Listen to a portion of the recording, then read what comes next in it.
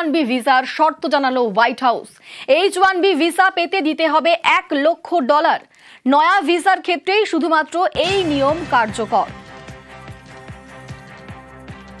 বার্ষিক নয়, এককালীন টাকা দিতে হবে আবেদনকারীদের। 20 সেপ্টেম্বর পর্যন্ত ভিসা আবেদনে কার্যকর নয় এই নিয়ম।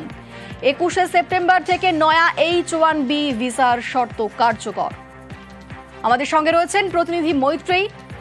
হোয়াইট হাউস সূত্রে কি খবর আমরা পাচ্ছি?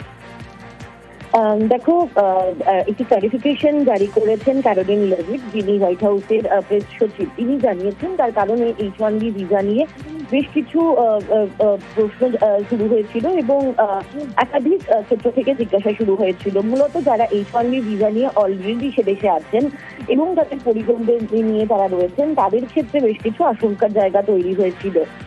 প্রচুর মানুষ যারা ছুটিতে এই মুহূর্তে মার্কিন মুলুক থেকে ভারতে এসেছেন বা তাদের নিজস্ব দেশে গিয়েছেন, তাদেরকেও ডেকে পাঠানো হয়েছিল USA তে।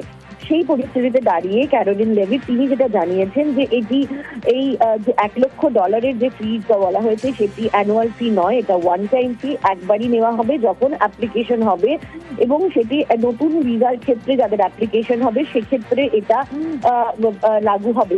যারা অলরেডি H1B ভিসাতে রয়েছেন এবং যারা দেশের বাইরে রয়েছেন, তারা যখন USA তে ফিরবেন তাদেরকে কোনো রকম কোনো চার্জ দিতে হবে না। তারা আগের মতোই দেশ থেকে মার্কিন দেশ থেকে বা আমেরিকা থেকে বেরোতে এবং আমেরিকায় ফিরতে তারা পারবেন, এবং তাদের রিনিউয়ালের ক্ষেত্রেও কিন্তু কোনো রকম চার্জ দিতে হবে না, এই বিষয়টা স্পষ্ট করে দিয়েছে।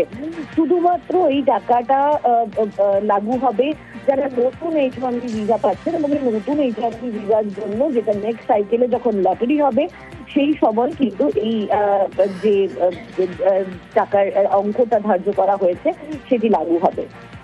বেশ, ধন্যবাদ মৈত্রেয়ী।